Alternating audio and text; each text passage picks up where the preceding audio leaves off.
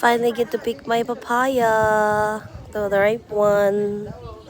But there's plenty more papaya. So this other one is round. And then there's another round one over there. And that one's a long one. But that's old already.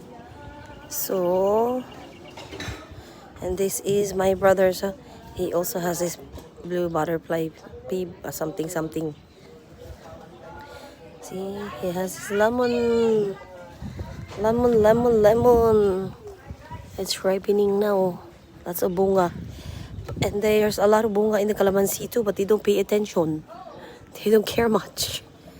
These, I know I remember eating this before, but I don't remember eating it now. I don't know how to eat it anymore.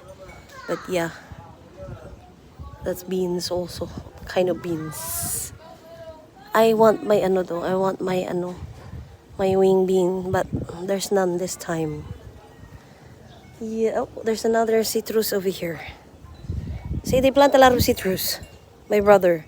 Citrus over there, citrus over here. And then, oh, my dragon fruit. But, see, the chickens and dogs are killing it. And then there's some eggplant still. Okra. Eggplant. And then I already did the tortang talong, say okra. So this is the papaya that's also long.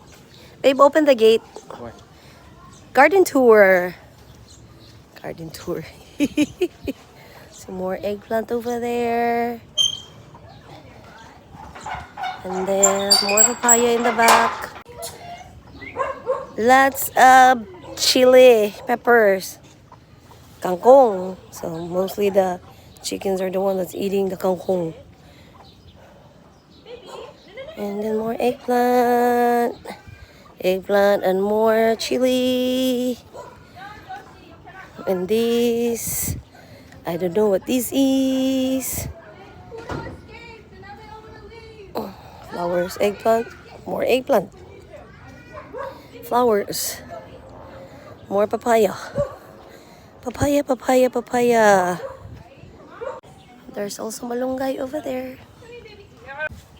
Mulberry. See, more citrus. Baby citrus. More peppers. And that's a grapes over there, the grapevine.